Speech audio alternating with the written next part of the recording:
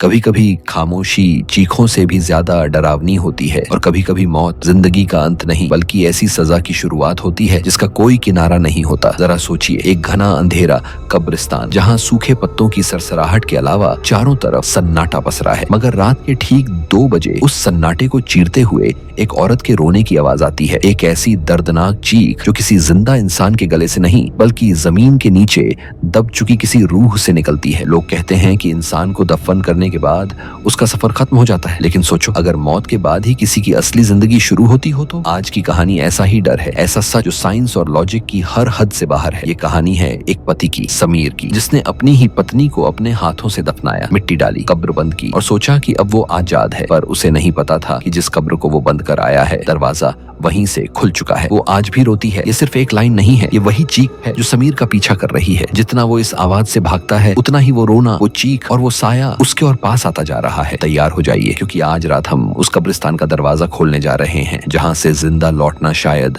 नामुमकिन है। समीर और मीरा की शादी को 5 साल हो चुके थे, बट उनके रिश्ते की मिठास काफी पहले खत्म हो चुकी थी। मीरा हमेशा चुप और डरी सहमी रहती थी। समीर जो कहता वो मान लेती थी, लेकिन समीर के लिए अब मीरा सिर्फ एक बोझ बन चुकी थी। समीर की जिंदगी में कोई और आ चुकी थी और मीरा का होना अब उसे चोट जैसा लगने लगा था। फिर एक रात अचानक मीरा की तबीयत बिगड़ गई। डॉक्टरों ने कहा हार्ट अटैक, लेकिन पड़ोसियों की आंखों में सवाल थे और समीर की आंखों में एक अजीब सी राहत। मीरा मर गई या मारी गई, ये राज उसके ठंडे शरीर के साथ ही दफन हो गया। जनाजे वाले दिन मौसम भी रो रहा था। तेज बारिश हो रही थी जब समीर ने मीरा को कब्र में उतारा। मिट्टी भीगी हुई थी, हवा में सर्दी और सन्नाटा फैला था। जब समीर ने आखिरी मुट्ठी मिट्टी डाली, उसे लगा जैसे उसके सीने से बोझ उतर गया हो। वो आजाद महसूस कर रहा था। वो पीछे मुड़कर नहीं देखता। उसे लगा कहानी खत्म हो गई, लेकिन असली कहानी तो अब शुरू होने वाली थी। कब्रिस्तान के उस कोने में जहां मीरा दफन थी, मिट्टी तो ताजा थी, लेकिन उसके नीचे कुछ ऐसा था जो बिल्कुल भी शांत नहीं था।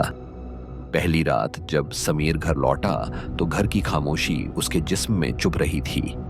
ये शांति सुकून वाली नहीं थी, ये तूफान से पहले वाली खामोशी थी। रात के ठीक 3 बजे जब पूरा शहर गहरी नींद में था, समीर अचानक घबरा कर जाग गया। उसे लगा जैसे कमरे में कोई मौजूद हो। हवा में वही गीली मिट्टी की गंध थी जो सुबह कब्रिस्तान में थी। उसने फौरन लाइट ऑन की, लेकिन कमरा खाली था। अचानक उसके कानों में एक आवाज पड़ी, बहुत हल्की सी सिसकी, जैसे कोई कोने में बैठकर रो रहा हो। समीर का गला सूख गया। कौन है? वो चिल्लाया, लेकिन जवाब में सिर्फ हवा की सरसराहट सुनाई दी। वो आवाज मीरा की थी, वही दर्द, वही घुटन जो उसकी जिंदगी में थी, अब मौत के बाद भी गूंज रही थी। समीर खुद को समझाने लगा कि ये सब उसका भ्रम है, उसका गिल्ट और डर। वो वापस लेट गया और तकिया कान पर रख लिया, लेकिन रोने की आवाजें तेज होती गई। सिसकियां अब चीखों में बदल रही थीं, ऐसी चीखें जैसे कोई बंद कमरे से बाहर निकलने के लिए तड़प रहा हो। और सबसे डरावनी बात यह थी कि वो आवाज घर के अंदर से नहीं, बहुत दूर से आ रही थी, लेकिन सुनाई ऐसे दे रही थी जैसे कोई उसके कान पर झुककर रो रहा हो। उस रात समीर सो नहीं सका। सुबह होते ही वो घर से बाहर निकल गया, ये सोचकर कि दिन की रोशनी शायद डर को मिटा देगी, लेकिन डर दिन रात का मोहताज नहीं होता। दूसरे दिन खबर आई कि कब्रिस्तान का चौकीदार नौकरी छोड़कर भाग गया। लोग बातें कर रहे थे कि नई बनी कब्र के पास से अजीब आवाजें आती हैं। समीर ने सबको नजरअंदाज करने की कोशिश की, लेकिन उसके अंदर एक सच्चाई जाग चुकी थी। उसे पता था कि ये बातें किसके बारे में हैं। तीसरी रात मामला हाथ से निकल गया। समीर जब अपने बेडरूम में गया तो उसने देखा फर्श पर गीले पैरों के निशान थे, मिट्टी के निशान, वही लाल मिट्टी जो उसी कब्रिस्तान की थी। ये निशान दरवाजे से शुरू होकर उसके बिस्तर तक पहुंचकर खत्म हो रहे थे। समीर की सांसें रुक गईं। ध्यान से देखने पर पता चला कि वो निशान चलने के नहीं थे, किसी के घिसट कर आने के थे, जैसे कोई जमीन पर रेंगता हुआ उसके बिल्कुल पास तक पहुंचा हो। तभी अचानक फोन की घंटी बजी।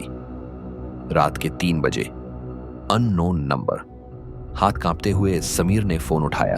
दूसरी तरफ कोई बोल नहीं रहा था, बस रोने की आवाज थी। फिर समीर, एक भारी ठंडी और टूटी सी आवाज ने उसका नाम पुकारा। ये मीरा की आवाज थी, लेकिन अब उसमें इंसानियत नहीं थी, ये आवाज मौत की थी। मुझे यहां बहुत अंधेरा लग रहा है समीर, मुझे बाहर निकालो। समीर के हाथों से फोन गिर गया। उसने उसी पल फैसला लिया, वो ये शहर छोड़ देगा, वो भागेगा इतना दूर कि ये आवाजें उसके पीछे न आ सकें। समीर ने अपना सामान पैक किया और अपनी कार लेकर हाईवे की तरफ निकल पड़ा। उसे लगा दूरी ही इस समस्या का हल है, मगर वह भूल चुका था कि रूहें दूरी से नहीं, गुनाहों से बंधी होती हैं। जैसे जैसे वो शहर से दूर जा रहा था, कार के अंदर का तापमान गिरता जा रहा था। हीटर चालू होने के बावजूद उसे ठंड लग रही थी। अचानक रेडियो अपने आप ऑन हो गया। उस पर गाना नहीं, वही रोने की आवाज चल रही थी। समीर ने घबरा कर रेडियो बंद किया, लेकिन अब वही रोना कार की पिछली सीट से सुनाई देने लगा।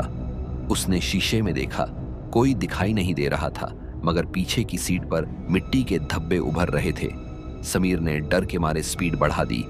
100, 120, 140 कार उड़ने लगी थी।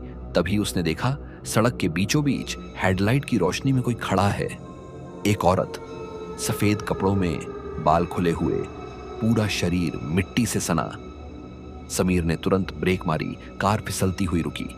धूल बैठते ही उस जगह कोई नहीं था, लेकिन तभी कार की छत पर जोर का धमाका हुआ, जैसे कोई ऊपर कूद गया हो। समीर चीख उठा।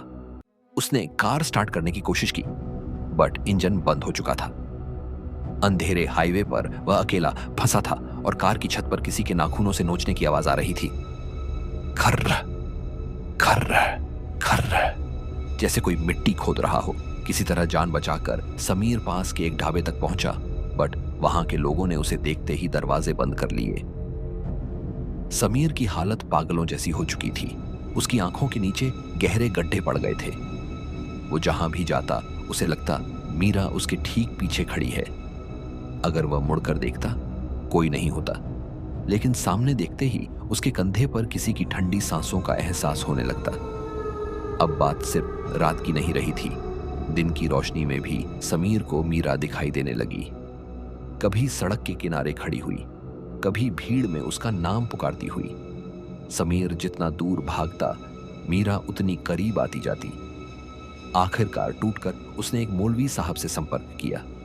उन्होंने समीर को देखते ही कहा, तुम्हारे पीछे मौत खड़ी है और वह तुम्हारा हिसाब मांग रही है। तुमने कुछ ऐसा किया है जो फितरत के खिलाफ था। समीर टूट गया। उसने सच कबूल किया, उसने मीरा को जहर दिया था। वो मरी नहीं थी जब उसे दफनाया गया, शायद सिर्फ बेहोश थी। ये सुनते ही मौलवी साहब का चेहरा पीला पड़ गया। तुमने एक जिंदा इंसान को मिट्टी के नीचे दबा दिया। अब वो न जिंदा है न मुर्दा, वो बदला बन चुकी है। मौलवी साहब ने कहा, इसका सिर्फ एक इलाज है, तुम्हें वापस वहीं जाना होगा, कब्र पर जाकर माफी मांगनी होगी, वरना वो तुम्हें दुनिया के किसी भी कोने से ढूंढ निकालेगी। मजबूर होकर समीर को वापस उसी कब्रिस्तान जाना पड़ा। रात का वक्त था, बारिश फिर से शुरू हो चुकी थी, बिल्कुल वैसी ही जैसी उस दिन थी जब उसने मीरा को दफनाया था। समीर के पैर लड़खड़ा रहे थे। कब्रिस्तान का दरवाजा खुला हुआ था, जैसे कोई उसका इंतजार कर रहा हो। वह चलता हुआ मीरा की कब्र तक पहुंचा। वहां का मंजर देखकर उसके होश उड़ गए। कब्र की मिट्टी उखड़ी हुई थी। ऐसा लग रहा था जैसे अंदर से किसी ने बाहर निकलने की कोशिश की हो। मिट्टी में नाखूनों के निशान थे। समीर घुटनों के बल गिर पड़ा और फूट फूट कर रोने लगा। मीरा, मुझे माफ कर दो, मैं गलत था। उसने जमीन पर सिर रख दिया। तभी जमीन के अंदर से एक आवाज आई, रोने की नहीं, हंसने की। एक भयानक डरावनी हंसी, और मिट्टी हिलने लगी। समीर उठकर भागने ही वाला था कि अचानक जमीन के अंदर से एक हाथ बाहर निकला, सड़ा हुआ, मिट्टी से सना हुआ हाथ, और उसने समीर का पैर पकड़ लिया। पकड़ इतनी जोरदार थी कि हड्डी टूटने की आवाज आई। समीर चीखा, चिल्लाया, मदद के लिए पुकारा, लेकिन वहां सुनने वाला कोई नहीं था। वो हाथ उसे नीचे खींचने लगा। समीर ने मिट्टी को नोचा, घास पकड़ने की कोशिश की, लेकिन जमीन नरम हो चुकी थी, दलदल की तरह। धीरे धीरे वह मिट्टी में धंसने लगा। पहले पैर, फिर कमर, फिर सीना।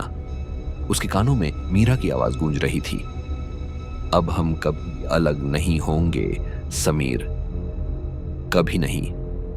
सुबह जब कब्रिस्तान का नया चौकीदार आया तो उसने देखा कि मीरा की कब्र की मिट्टी थोड़ी बिखरी हुई है, लेकिन वहां कोई नहीं था। बस कब्र के ऊपर समीर की घड़ी पड़ी थी, जो आधी मिट्टी में दबी हुई थी। समीर कहाँ गया? जमीन खा गई या आसमान निगल गया? पुलिस आज तक इसका पता नहीं लगा पाई। लेकिन उस इलाके के लोग कहते हैं कि आज भी जब बारिश होती है और रात बहुत गहरी हो जाती है, उस कब्रिस्तान से दो आवाजें आती हैं, एक औरत के रोने की और एक मर्द के चीखने की, जो माफी मांग रहा होता है। वह भले ही दुनिया की नजरों से गायब हो गया हो, लेकिन उस चारदीवारी के अंदर वह आज भी भाग रहा है और वह आज भी उसके पीछे है। जैसे जैसे वह दूर भागता है, वह और भी करीब आती जाती है। इस कहानी से हमें यही सीख मिलती है कि इंसान अपने गुनाहों से भागकर कहीं नहीं जा सकता। आप दुनिया की अदालत से बच सकते हैं, सबूत मिटा सकते हैं, लेकिन कुदरत का इंसाफ एक दिन जरूर हिसाब लेता है। और जब वह हिसाब लेता है तो मौत भी पनाह नहीं देती।